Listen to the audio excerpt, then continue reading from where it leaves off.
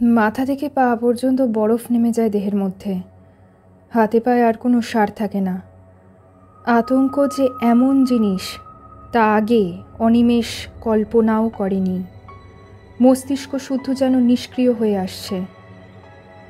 চিৎকার করবে, সাধ্য নেই যে পালাবে।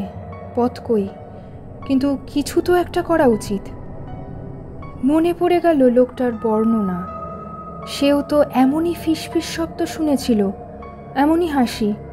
তারপর সেই মৃতের পুনরুত্থান নাকি, সেই কঙ্কালের অভিযান? তারও অদৃষ্টে কি তাই হবে? সে তো কোনো দোষ করেনি, সে তো সাধনা করতে আসেনি সবের বুকের ওপর চড়ে।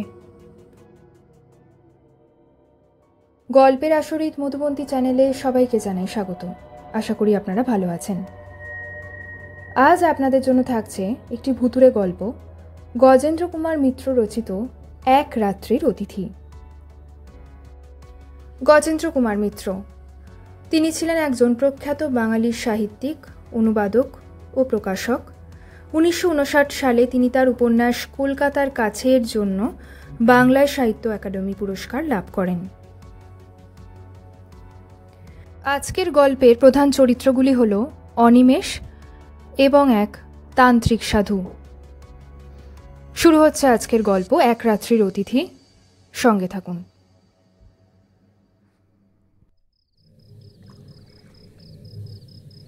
বুড়ো মাঝিটাকে তাড়া লাগানো বৃথা জেনেই অনিমেষ বহুক্ষণ আগে চুপ করেছিল।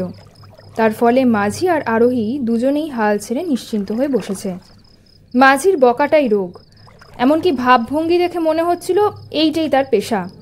ওর বউ কতদিন মরেছে, ছেলের বিয়ে দিয়ে কি ভুল করেছে, জামাই কেন মেয়েকে নেয় না, ছোট জামাইটা জুয়ারি, ছেলেটা নেশা করতে পেলে আর কিছু চায় না।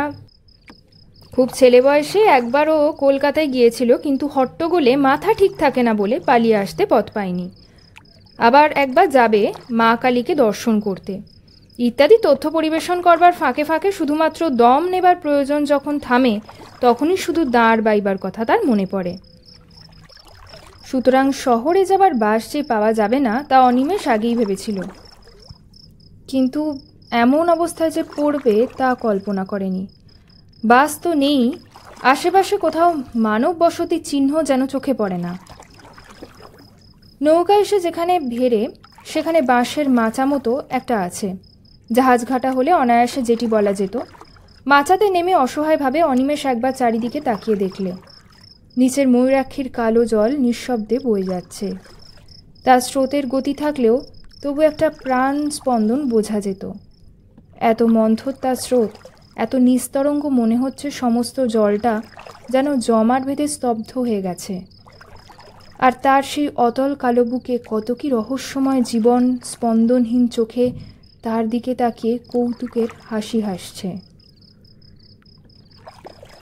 ওপারে ভগীরথপুর গ্রাম, বেশ সম্পন্ন গ্রাম তা সে জানে।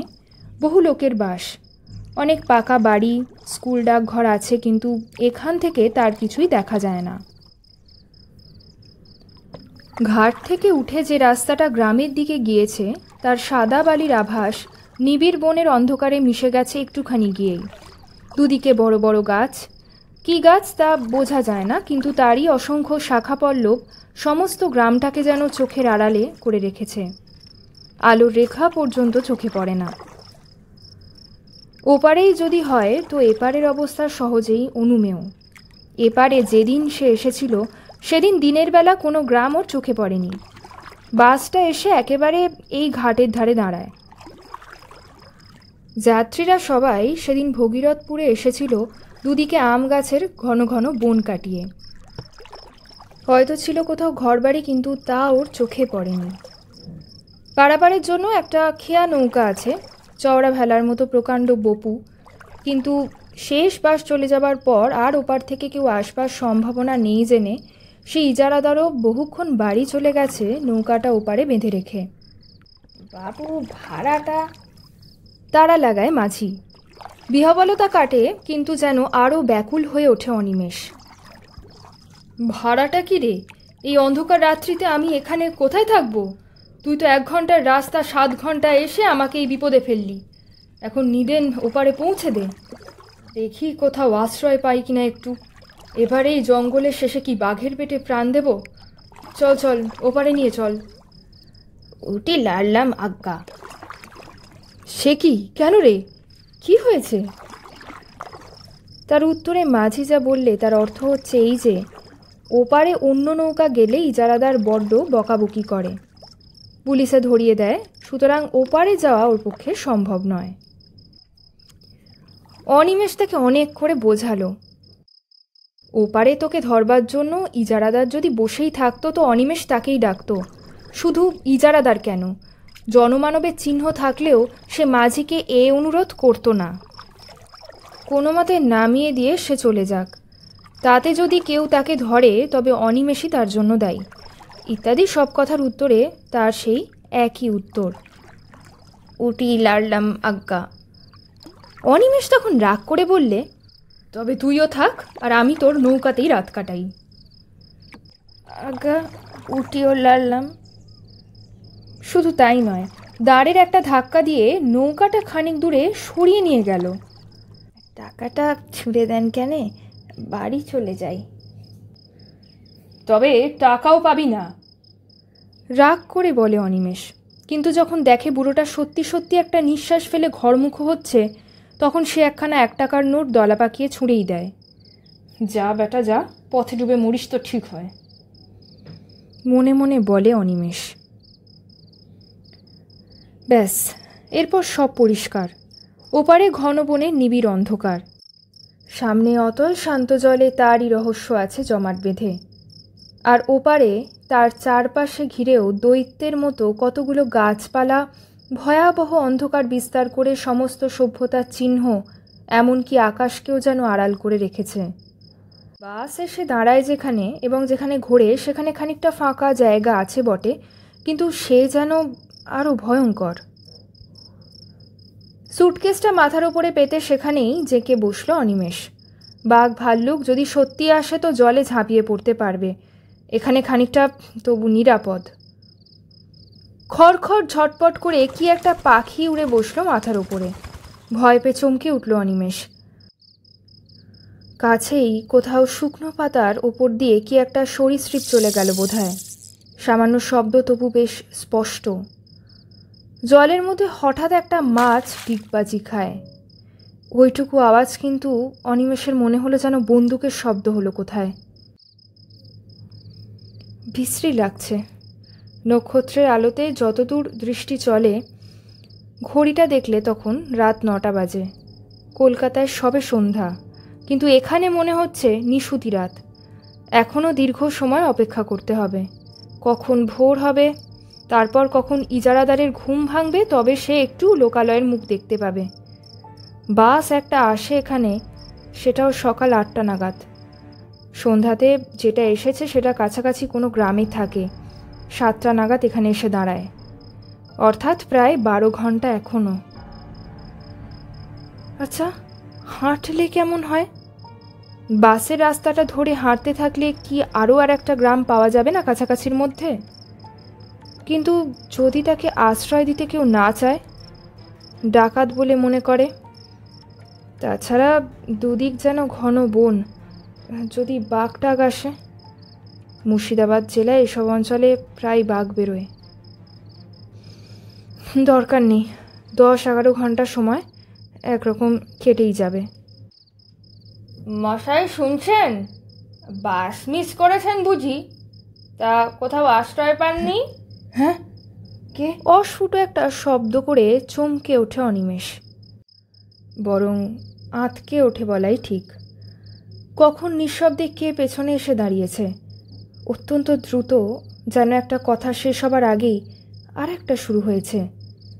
এইভাবে পরপর 3টি প্রশ্ন করে আগন্তুকটিও চুপ করে দাঁড়িয়ে নিঃশ্বাস ফেলছে। অবশেষে মরিয়া হয়েই অনিমেষ ফিরে তাকায়।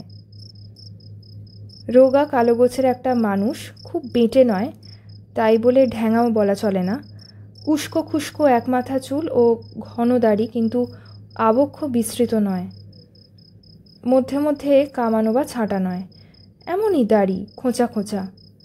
একখানা খাটো আধময়লা কাপড় পরনে, কোচার খুঁট গায়ে জড়ানো। মোটা ভুরুর আড়ালে কোটরগত চক্ষুর তীক্ষ্ণ দৃষ্টি নিঃশব্দে শুধুমাত্র চাউনির দ্বারাই যেন অনিমেষের সমস্ত ইতিহাস পূর্বাপর আয়ত্ত করবার চেষ্টা করছিল। বলছিলুম যে আপনি বোধহয় কোথাও আশ্রয় পাচ্ছেন না, না? তাহলে বরং চলুন না হয় আমার কুটিরেই, কোনো মতে রাতটা কাটিয়ে দেবেন। হায় রে, হাগুলো ফ্লম্বিত কুন্তলা বনমালা শোভিতা কপাল কুণ্ডলারা শুধু উপন্যাসেই দেখা দেয়।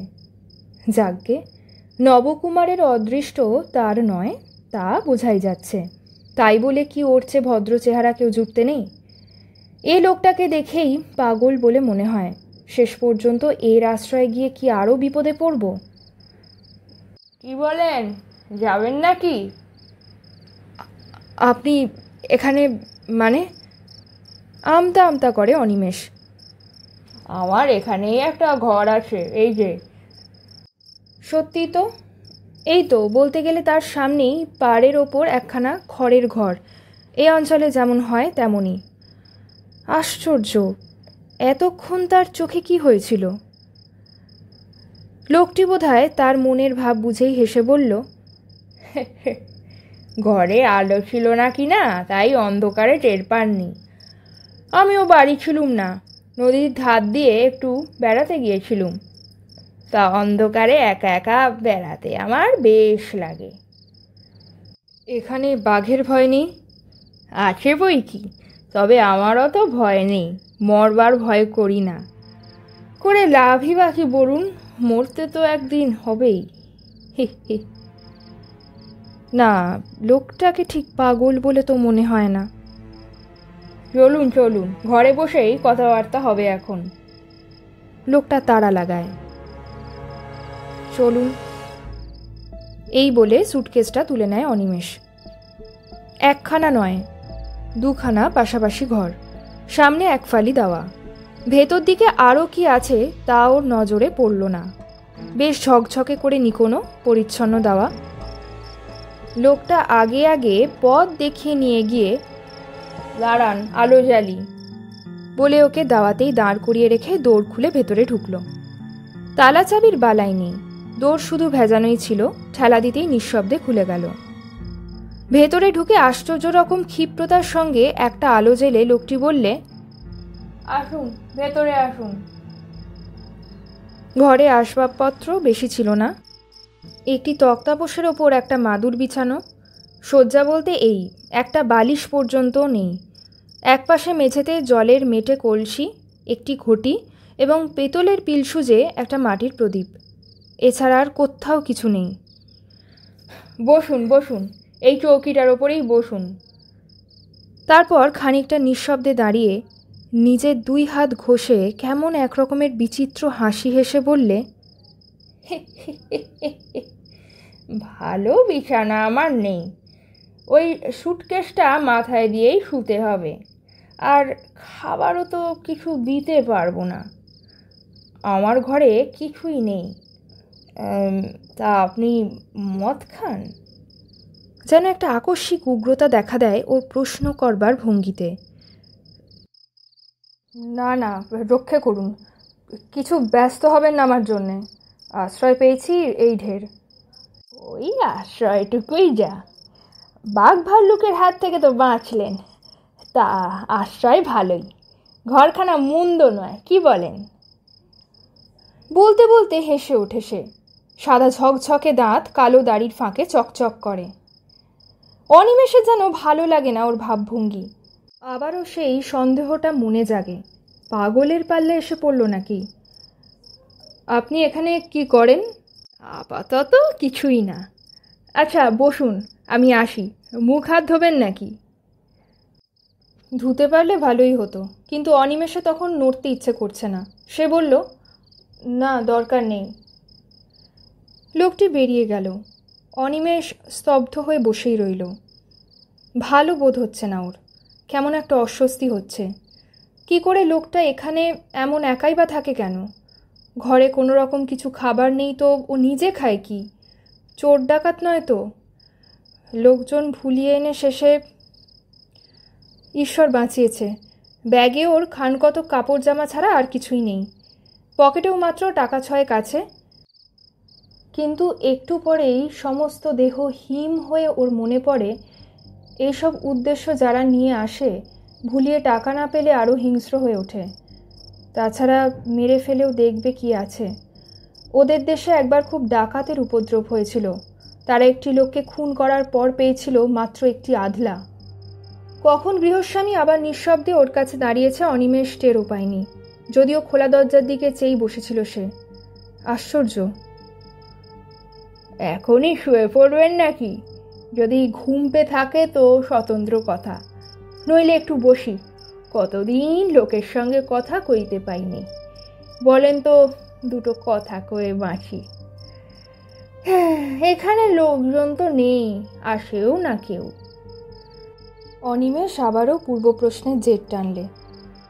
তা এমন জায়গায় আপনি থাকেনই বা কেন? সেই হাসি গৃহস্বামীর মুখে, তেমনই নিঃশব্দ হাসি। দাড়ির ফাঁকে শুভ্র দন্তে সেই বিজলি প্রকাশ। ভয় নেই, ভয় নেই। আমি চোর ডাকাত নই, পাগলও নই। ঘরে কিছু নেই মানে আমার কিছু দরকার নেই, থাকারও দরকার হয় না আমার। কেন জানেন? তারপর যেন কতকটা অসংলগ্নভাবেই বলে ওঠে, আমি সাধক, তান্ত্রিক সন্ন্যাসী। সন্ন্যাসী? অবিশ্বাসের দৃষ্টিতে চায় অনিমেষ। অপ্রতিভ হয়ে লোকটি বলে, না, সন্ন্যাসী মানে ঠিক অভিষিক্ত সন্ন্যাসী নই, তবে সাধক বটে। উবু হয়ে ঘরের মেঝেতে বসলো লোকটা। কিছুক্ষণ মৌনভাবে থেকে বললে, তাহলে আপনাকে বলেই ফেলি সেটা। কাউকে কখনো বলিনি, বলবার সুযোগও পাইনি বিশেষ। এই অঞ্চলেরই লোক আমি, বুঝলেন তো? ছেলেবেলা থেকেই নানা বইতে তান্ত্রিক সন্ন্যাসীদের অদ্ভুত সব ক্ষমতার কথা পড়ে ওইদিকে মনটা ঝোঁকে। মনে হতো আমিও ওই সব সাধনা করে সিদ্ধ হব, তারপর প্রাণ ভরে পৃথিবীর সব ঐশ্বর্য ভোগ করব। আর আমায় পায় কে? হায় রে, তখন কি জানতুম যে ভোগের উদ্দেশ্যে সাধনা করতে এসে সিদ্ধি তো দূরের কথা, সমস্তই খোয়াতে হয় একে একে। এই পর্যন্ত বলে লোকটি চুপ করল। এতক্ষণে অনিমেষও অনেকটা সহজ হয়েছে। লোকটির ভাবভঙ্গি আর কথাবার্তায় সত্য কথা বলছে বলেই মনে হয়। দুশ্চিন্তা অনেকখানি কমে গেল ওর। বাড়ি আমার এ অঞ্চলে নয়, বাড়ি সেই 5 ফুপির কাছে। এখানে কেন এলুম বলছি, দাঁড়ান। বলেছি আপনাকে ছেলেবেলা থেকেই ওইদিকে ঝোঁক গিয়েছিল, স্কুলে পড়া হলো না। তার বদলে যত সব ওই ধরনের বই পড়তে লাগলুম। পড়তে পড়তে বিশ্বাসটা খুব পাকা হয়ে গেল। কিন্তু গুরু কই? 2-1টা সন্ন্যাসী যা ওই হাতের কাছে পেলুম, দেখলুম সব বাজে, কেউ কিছু জানে না। অথচ পথ দেখাবে এমন লোক না পেলে এগোবো কি করে? মনটা বড়ই চঞ্চল হয়ে উঠল। খাবার চিন্তা ছিল না। মাথার ওপর বাবা, বড় ভাই ছিল, জমি জমা তারাই দেখাশোনা করত। অবশ্য আমি বকুনিও খেয়েছি ঢের, কাজকর্ম কিচ্ছু করি না বলে, কিন্তু সে গায়ে মাখিনি আমি। তবে যতদিন যেতে লাগলো মনটা ততই ব্যাকুল হয়ে উঠল। শেষমেশ আমার 23-24 বছর বয়সের সময় বাড়ি থেকে সামান্য কিছু টাকা নিয়ে বেরিয়ে পড়লুম। বেশ বুঝেছিলুম ঘরে বসে আর কিছু হবে না। এ তীর্থ ও তীর্থ করে অনেক দেশই ঘুরলুম। ভালো চাকরি বা বিয়ে করার অনেক সুযোগও পেয়েছিলুম। সংসার মশাই মায়ার ফাঁদ পেতে রেখে দেয় সারা জগতে। যাই হোক, সেদিকে মন ছিল না বলে কেউ বাঁধতে পারেনি আমায়। এমনই ভাবে ক্রমশ হতাশ হয়ে উঠেছি। তখন একদিন বাড়ি ফেরার পথে বলতে গেলে বাড়ির কাছে এসে হঠাৎ একজনকে পেয়ে গেলুম। বক্রেশ্বরের শ্মশানে এক সাধু থাকেন শুনেছি। উলঙ্গ থাকেন শ্মশানে শুয়ে। কেউ খেতে দিলে খান, নইলে এমনি থাকেন। কাঁচা মাংস, পাতা লতা, এমনকি বিষ্ঠা খেতেও তার আপত্তি নেই বোধ হয়, এমন নিষ্পৃহ তিনি। তা খোঁজ করে গেলুম। প্রথমে তো তার দেখাই পাওয়া যায় না। 3 দিন ধর্না দিয়ে পড়ে থাকতে দর্শন পেলুম। বিপুল দেহ, তীক্ষ্ণ দৃষ্টি, পাগলের মতো ভাবভঙ্গি, কিন্তু পাগল নন। একদিন আমার চোখের সামনে শেয়ালের দেহ ধরে বনের মধ্যে গিয়ে সেঁধলেন। কেউ আর খুঁজেই পেল না। বুঝলুম যে এতদিন ধরে যাকে খুঁজছিলুম, এতদিন পর তাকে পেয়েছি। অনিমেষের মনেও ততক্ষণে গল্প বেশ জমে উঠেছে। লোকটি থামতেই সে বললে, তারপর? হ্যাঁ, সেই লোক তো পেলুম, তাকে ধরি কি করে? কিছুতেই ধরা দেয় না। কিছু বলতে গেলে শ্মশানের পোড়া কাঠ তুলে তেড়ে আসে। একদিন খুব কান্নাকাটি করতে সব শুনলে মন দিয়ে, কিন্তু তারপর যা বকুনিটা দিলে, বললে, ভালো চাস তো এসব মতলব ছাড়, সাধনা করবি তুই ওই 1.5 টাকা নিয়ে, তোর কাজ নয় বুঝলি, মরবি একেবারে। তাছাড়া ভোগ করবার জন্য এসব কাজ যে করতে আসে তারে কুল যায়। রামকৃষ্ণ পরমহংসের গল্প পড়িসনি? মাকে বলেছিল, মা অষ্টসিদ্ধি দে, হৃদে বলছে চাইতে। মা বললেন, কাল সকালে এর উত্তর পাবি। পরের দিন সকালে তোর খুলতেই নজরে পড়ল একটি মেয়ে ওইদিকে ফিরে শৌচ করতে বসেছে। পরমহংস অপ্রস্তুত হয়ে ফিরে এসে ভাগ্নেকে এই মারে তো সেই মারে।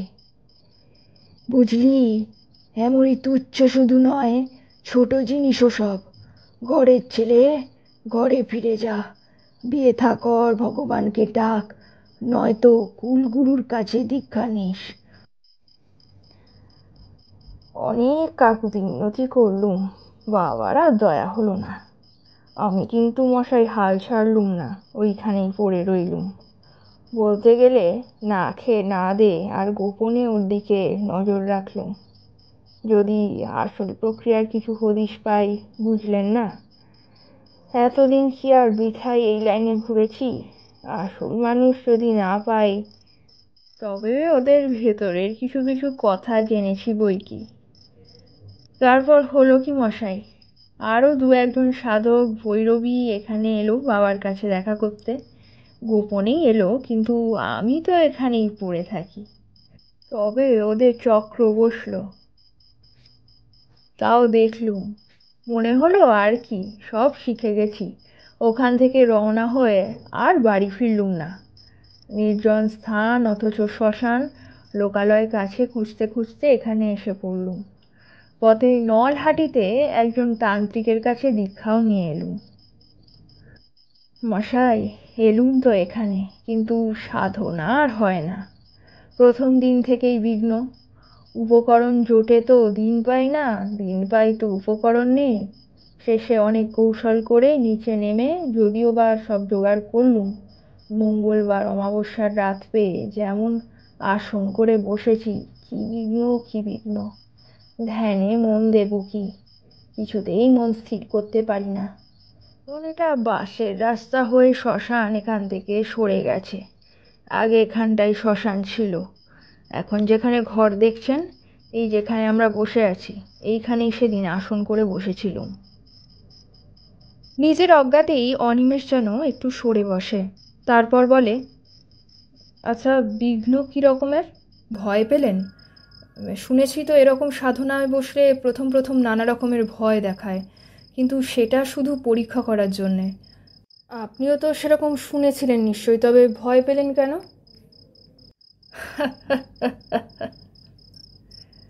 হাসলেন লোকটা আবারও। কাউকে ছেলে মানুষই করতে দেখলে বিজ্ঞ মানুষেরা যেমন হাসে, কতকটা তেমনই হাসি। বললে, জানে তো সবাই, কিন্তু শোনা এক জিনিস আর অভিজ্ঞতাটা আর এক। তেমন অভিজ্ঞতা হলে বুঝতেন, বুঝলেন? শুনবেন কেমন? মরার বুকের ওপর বসেছি আসন করে, মরার খুলিতে করে মদ খাচ্ছি, মনে ভয় ডর কিছুই নেই, এই বিশ্বাস হয়েছিল আমার মনে। কিন্তু সেই লোকেরই বুকের মধ্যে হিম হয়ে গেল সেই সব শুনে। না না, এমন ভয়ানক কিছু নয়, প্রথম শুরু হলো শুধু ফিস ফিস কথায় শব্দ, খিলখিল হাসি, চাপা হাসি। ক্রমে সেটাই বাড়তে লাগলো। মনে হলো 10 জন, 100 জন, হাজার হাজার লোক। আপনার চারপাশে যদি লক্ষ লোকের ফিস ফিস কথারই শব্দ হতে থাকে তো কেমন মনে হবে? আর তার সঙ্গে চাপা এক ধরনের খিলখিল হাসি। তবুও আমি স্থির হয়ে আসনেই বসে রইলুম, নড়লুম না। যদিও কাজে মন দিতে পারলুম না, এটাও ঠিক। তারপর মশাই শুনুন। স্পষ্ট দেখতে লাগলুম শ্মশানের মাটি ফুঁড়ে ফুঁড়ে যেন মরাগুলো উঠছে। কতকাল থেকে মরেছে সব, কত হাজার বছর ধরে। এক একজনের বিভৎস চেহারা, রোগে যন্ত্রণায় বিকৃত মুখ। কেউ বা খুন হয়েছিল, কেউ বা ঠ্যাঙারির হাতে প্রাণ দিয়েছে, কেউ বা গলায় দড়ির মরা। ঠিক সেই অবস্থায় উঠেছে, তেমনি স্কন্দ কাটা বা হাড়গোড় ভাঙা অবস্থায়। সকলেরই মুখে রাগ, চোখের দৃষ্টিতে আগুন। তারা সবাই আঙুল তুলে শাসাতে লাগলো। পাপিষ্ঠ, তুই এখানে কেন? শ্মশান অপবিত্র করতে এসেছিস? চলে যা, দূর হয়ে যা। জানিস না এখানে আমরা পাহারা দিচ্ছি? মনে পাপ নিয়ে তুই এসেছিস শ্মশান জ্বালাতে। চলে যা, যা। তার মধ্যে একজনের আবার শুধু কঙ্কাল। বোধহয় তাকে পুঁতে রেখেছিল কোথাও মেরে, তারপর তাকে তুলে পোড়াতে হয়েছে। সেটাই সবচেয়ে কাছাকাছি এলো। মুখে সেই একই শব্দ, দূর হ, দূর হ। ভয় পেলুম খুব, তবু জানি একবার ভয় পেলেই গেল চিরকালের মতো। প্রাণপণে চেঁচিয়ে উঠলুম, যাব না, উঠবো না, আমি উঠবো না। ব্যাস, আর যাই কোথায়? সেই কঙ্কালটা আরও এগিয়ে এসে তার সেই অস্থিরময় আঙুল কটা দিয়ে আমার গলাটা চেপে ধরল। ওহ, সে কি চাপ! যেন মোটা লোহার সাঁড়াশি। কত চেষ্টা করলো মুক্ত হবার, কিন্তু সে বজ্র কঠিন মুষ্টি খোলে কার সাধ্য। দম বন্ধ হয়ে গেল। বুকে সেই অসহ্য এক যন্ত্রণা। মনে হলো যেন দেহের প্রতিটি শিরা ফেটে যাচ্ছে। আকুলি বিকুলি করতে লাগলুম এক ফোঁটা হাওয়ার জন্যে। সে হাওয়া চারিদিকে রয়েছে, তবু এক বিন্দু বুকের মধ্যে নিতে পারলুম না। বরং আরও চেপে ধরতে লাগলো সেই সাঁড়াশির মতো আঙুলগুলো। তারপর রুদ্ধ নিঃশ্বাসে প্রশ্ন করে অনিমেষ। তারপর আবার সেই হাসি। তারপর আর কি মুক্তি? সেই থেকেই ঘুরে বেড়াচ্ছি এখানে। কাজ নেই, কামাইও নেই। জায়গাটার মায়া ছাড়তে পারছি না। সবচেয়ে কষ্ট হয় কথা কইবার লোক নেই বলে। কিন্তু কথা কইতে গিয়েও একটা অজ্ঞাত আতঙ্কে অনিমেষের যেন গলা কেঁপে যায়। আপনি মুক্তি পেলেন কি করে? তা আমি জানি না। এক সময় দেখলুম যে আমি দাঁড়িয়ে রয়েছি আমারই ভূতপূর্ব আশ্রয়, অর্থাৎ দেহটার পাশে। যারা এসেছিল তাদেরও তো কাজ শেষ, তারাও সব যে যার মিলিয়ে গেছে। এক সময় সব কিছুর শান্তি। তবু বুঝতে কয়েক মিনিট দেরি লাগে অনিমেষের। কথা কইতে গিয়েও গলার স্বর বিকৃত হয়ে যায়। তার মানে কি আপনি কি বলতে চান যে আপনি তখন মারা গেলেন? আপনি কি মরা? প্রশ্নের শেষ অংশটা আকস্মিক আর্তনাদের মতো চিৎকারে পরিসমাপ্ত হয়। কিন্তু সে প্রশ্ন করছে কাকে? কেউ তো নেই। শুধু সে একা বসে আছে ঘরে। বাকি জিনিসগুলো ঠিক আছে, পিদিমটা তেমনই জ্বলছে। শুধু উঁচু হয়ে বসে যে লোকটা কথা বলছিল সে আর নেই। কোথা দিয়ে গেল লোকটা? কখন উঠে গেল তার চোখের সামনে দিয়ে? বারবারই ব্যাকুল প্রশ্ন ওর মনে উঠতে লাগলো, কিন্তু উত্তর দেবে কে? খানিক পরে আসল প্রশ্নটা আবার প্রবল হয়ে উঠল। তাহলে কি লোকটা যা বলে গেল তাই সত্যি? ও লোকটা মানুষ নয়, অশরীরী, বিদেহী আত্মা। তার খাবার কিছু লাগে না বলছিল বটে, মরবার ভয় নেই। গায়ে কাঁটা দিয়ে ওঠে অনিমেষের। কিন্তু সে শিক্ষিত ছেলে, বিজ্ঞান পড়া ছেলে। এসব মিথ্যা কল্পনা আত্মসম্মোহন বলেই জানে। সে বিশ্বাস করত না একথা যে এই 20 শতাব্দীর মধ্যভাগে বসে সে ভূত দেখেছে। আচ্ছা, ছায়া পড়েছিল কি ওর? মনে করবার চেষ্টা করে অনিমেষ।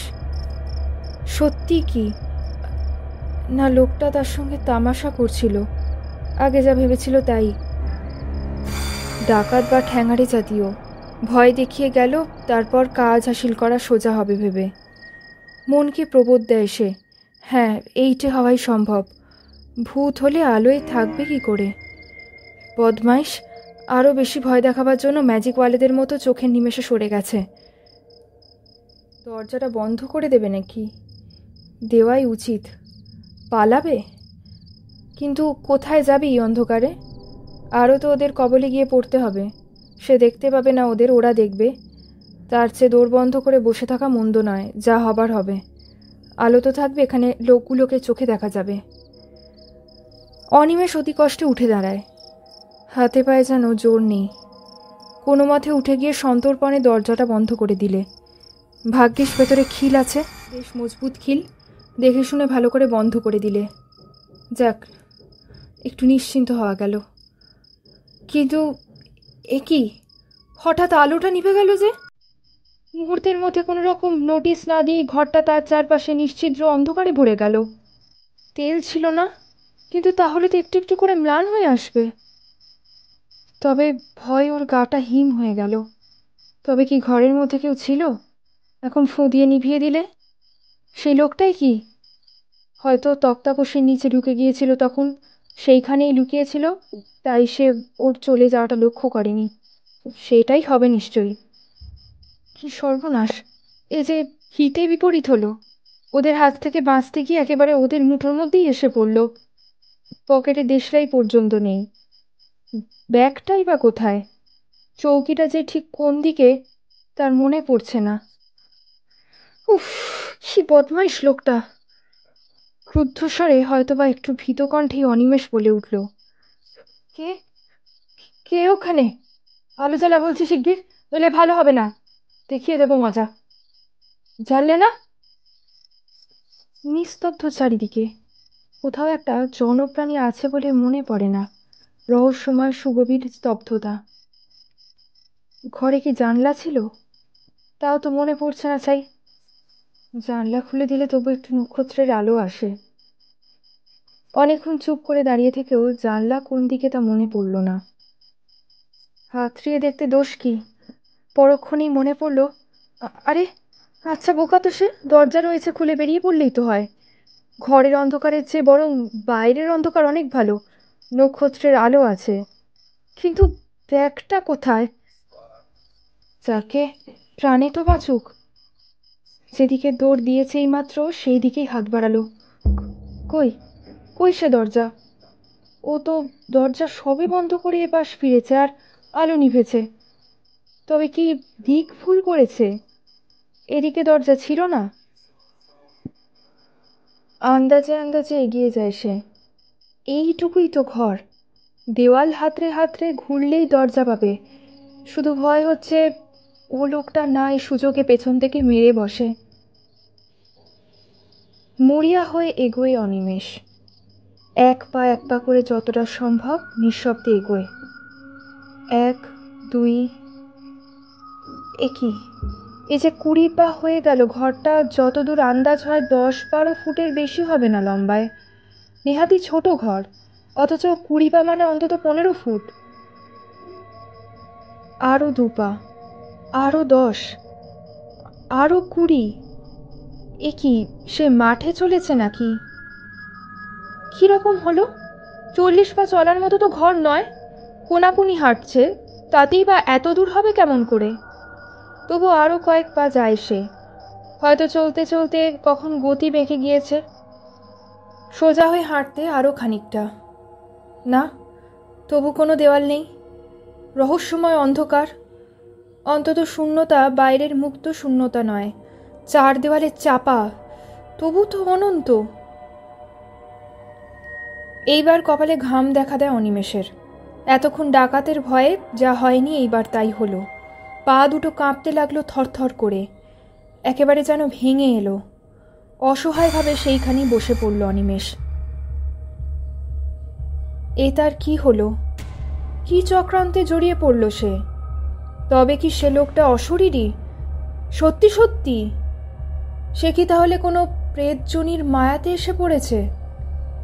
বিহ্বল হয়ে ভাবে অনিমেষ কি করবে, কিন্তু কোনো পথ দেখতে পায় না। ওই যে কারা আসছে না? হ্যাঁ, ওই তো কত লোকের পায়ের আওয়াজ, অন্তত 8-10 জনের কম নয়, কিংবা আরো বেশি। এই বাড়ির কাছেই আসছে। ওই তো দাওয়ায় উঠল। ও মশাই, শুনছেন? ও মশাই। গলা দিয়ে স্বর বেরোলো না, টাগরা শুকিয়ে গিয়েছে। কিন্তু ওরাই যদি ডাকাতের দল হয় তা হোক, তবু তো তারা মানুষ। ভয় হয় একটু। অনিমেষের তাহলে অন্তত এটা প্রেতের মায়া নয়। বাঁচা গেল। হ্যাঁ, ডাকাতি। নইলে ওরা অমন ফিসফিস করে কথা কইছে কেন? বহু লোক যেন পরস্পরের সঙ্গে ফিসফিস করে কথা কইছে। আরও লোক তো বাড়ছে, আরও পায়ের শব্দ, বহু ফিসফিস করে কথা বলার আওয়াজ। এ কি, ওরা কি ঘরে ঢুকছে নাকি? কেমন করে ঢুকলো? ওর চারিদিকে তো শব্দগুলো এগিয়ে আসছে, ওর চারপাশে, খুব কাছে। খিলখিল করে চাপা হাসির শব্দ। অনেকে হাসছে, তবু শব্দটা খুব জোর নয়। মাথা থেকে পা পর্যন্ত বরফ নেমে যায় দেহের মধ্যে। হাতে পায়ে আর কোনো সার থাকে না। আতঙ্ক যে এমন জিনিস তা আগে অনিমেষ কল্পনাও করেনি। মস্তিষ্ক শুদ্ধ যেন নিষ্ক্রিয় হয়ে আসছে। চিৎকার করবে, সাধ্য নেই। সাধ্য নেই যে পালাবে, পথ কই। কিন্তু কিছু তো একটা করা উচিত। লোকগুলো যেন ওকে ঘিরে ধরেছে। তাদের নিঃশ্বাস, দূষিত তীব্র উষ্ণ নিঃশ্বাস ও সর্বাঙ্গে। মনে পড়ে গেল লোকটার বর্ণনা। সেও তো এমনই ফিসফিস শব্দ শুনেছিল, এমনই হাসি। তারপর সেই মৃতের পুনরুত্থান নাকি? সেই কঙ্কালের অভিযান? তারও অদৃষ্টে কি তাই হবে? সে তো কোনো দোষ করেনি। সে তো সাধনা করতে আসেনি সবের বুকের ওপর চড়ে। অকস্মাৎ কে একজন হা হা করে হেসে উঠল তারই আশেপাশে কোথাও। তীক্ষ্ণ চড়া গলায় সে হাসি মনে হলো যেন তার চারপাশের অন্ধকারকে বিদীর্ণ করে ছড়িয়ে পড়তে চাইছে। আবার চারিদিকের দেওয়ালে ধাক্কা খেয়ে ফিরে আসছে তারই চারিদিকে। বহুক্ষণ ধরে যেন এই হাসির শব্দ ধ্বনিত আর প্রতিধ্বনিত হতে লাগলো তাকে ঘিরে। বিশ্রী তীক্ষ্ণ একটা উপহাসের হাসি। সে হাসির জাল যেন তাকে চারিদিক থেকে বেঁধে ধরেছে, আর নিস্তার নেই। প্রাণপণ চেষ্টায় চিৎকার করে উঠল একবার অনিমেষ। হে ভগবান, এ কি করলে, এ কি করলে? সত্যিই তো, ভগবানের কথা তো তার মনে ছিল না। তাকে তো সে ডাকেনি। হে ভগবান, হে হরি বাঁচাও, হে রামচন্দ্র। আর কিছু মনে এলো না তার। গায়ত্রী মনে আছে কি? হ্যাঁ, আছে। পৈতেটা কোথায়? সুগভীর ক্লান্তি আর অসম্ভব তন্দ্রায় সমস্ত চৈতন্য শিথিল হয়ে আসছে ওর।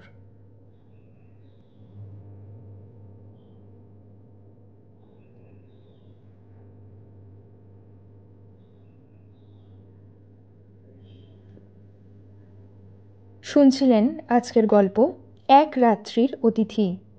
রচনা গজেন্দ্র কুমার মিত্র। গল্প পাঠ এবং সমগ্র পরিচালনায় আমি মধুবন্তী। আমার গল্প পাঠ আপনাদের কেমন লাগছে তা অবশ্যই আমাকে জানান নিচের কমেন্ট সেকশনে, এবং পরিচিত মানুষদের সাথে প্লিজ আমার কাজগুলি শেয়ার করে নিন। যত আমার কাজ শেয়ারড হবে তত আমি ইন্সপায়ার্ড হব। খুব শীঘ্রই ফিরে আসবো পরবর্তী একটি নতুন গল্প নিয়ে। ততদিন প্লিজ স্টে কানেক্টেড উইথ গল্পের আসরিক মধুবন্তী। ধন্যবাদ।